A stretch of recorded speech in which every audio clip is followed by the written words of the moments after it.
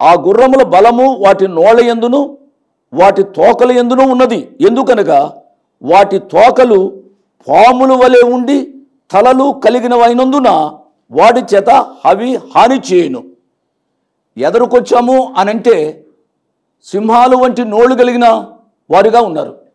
అంటే సింహాల వంటి శక్తి చేత చంపడానికి అవకాశం ఉంది. ఒకవేళ వెనకకు వచ్చాము అనంటే పాముల వంటి తలలు కలిగిన వారుగా ఉన్నారు. అనగా పాము వలె కరిచి విషం కలిగి చచ్చిపోవడానికి అవకాశం ఉంది. ముందుకు వెళితే గొయ్యి, వెనుకకు వెళితే నుయ్యి అన్నట్టుగా ఏ ప్రక్కకు వెళ్ళినా ప్రాణ నష్టమే జరుగుతుంది. ఆ చివరి దినాల్లో ఈ సత్యాన్ని గమనించాలి. వాటి నోళ్ళలో నుంచి అగ్ని, ధూమ, గంధకములు బయలు వెళ్ళుచుండెను. అనగా అగ్ని చేత, ధూమము అనగా పొగ చేత, గంధకముల చేత ఆ కాలపు మనుషులు చనిపోతారు అనే సత్యాన్ని గమనించాలి. ఎంత భయంకరమైన దృశ్యమో! ఈ దృశ్యాన్ని ఆలోచిస్తున్నప్పుడు మన మనస్సులు వెంటనే సొదొమ గొమొర్రాల వైపు వెళ్ళాలి. ఎందుచేతనగా ఆది కాండం 18వ అధ్యాయంలో చూసినట్లయితే ఇదే అనుభవము సొదొమ గొమొర్రా ప్రజలకు కలిగింది. చూడండి, ఆది కాండం 19వ అధ్యాయము 24వ వచనంలో చూస్తాం.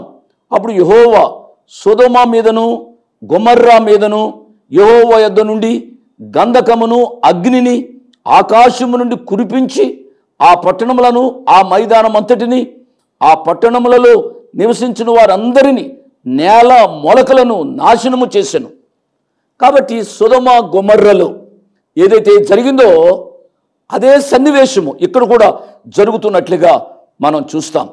అగ్ని, ధూమ, గంధకముల చేత మనుషులలో 3వ భాగము చంపబడ్డారు. అంతకుముందు 4వ భాగము చంపబడ్డారు. అంటే జనాభాలో 50% కంటే ఎక్కువ మంది చనిపోయినట్లుగా మనం గ్రహించాలి. చివరి దినాల్లో ఈ శ్రమల కాలంలో మనుషుల యొక్క దుస్థితి ఎంత భయంకరంగా ఉంటుందో ఆలోచించమని ప్రభు పేరిట నేను మనవి చేస్తున్నాను. వీటికి ఎరుపు వర్ణము, నీలవర్ణము, గంధక వర్ణము, పై మరువులు, వీటి యొక్క తలలు సింహాలు, వారి యొక్క తోకలు పాములు, ఇవన్నీ ఆలోచిస్తూ ఉన్నప్పుడు కొంతమంది ఏం చెప్తారు అనగా ఇవి యుద్ధపు ట్యాంకులను సూచిస్తూ ఉన్నాయి అని చెప్తారు. ఆ కాలంలో అనగా ఈ శ్రమల కాలంలో చాలా కొత్తదైన యుద్ధపు ట్యాంకులు వచ్చి బీభత్సకరమైన పరిస్థితి కలిగించి జనులను నాశనం చేసే దినాలుగా ఉంటూ ఉన్నట్లుగా గ్రహించాలి. ఎవరూ కూడా ఇటువంటి అనుభవాలు గుండా వెళ్ళకూడదు అనేది ఉద్దేశం. ఆఫ్టర్ ఆల్ నా ఉద్దేశమే అదైతే మనకు జన్మనిచ్చి మనను పోషిస్తున్న ఆ పరమ తండ్రికి ఇంకెంత బాధగా ఉంటుందో ఆలోచించాలి.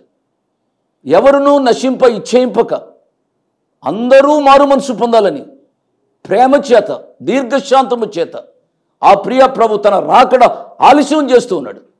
నా ప్రియ తమ్ముడు, నా ప్రియ చెల్లి, ఇంకా ఎంతకాలం మారు మనసు పొందకుండా ఉంటావు? ఎంతకాలమో పాపములో జీవిస్తూ ఉంటావు? ఈ పాపానికి పరిసమాప్తి లేదా? ఈ పాపానికి అంతం లేదా? ఇష్టానుసారంగా త్రాగుతూనే ఉంటావా? ఇష్టానుసారంగా వ్యభిచారం అనే పాపములో జీవిస్తూనే ఉంటావా? నీ ఇష్టమైన జరిగేది? జాగ్రత్త. దేవుని వాక్యము సెలవిస్తుంది అనే విషయాన్ని నేను జ్ఞాపకం చేస్తున్నాను.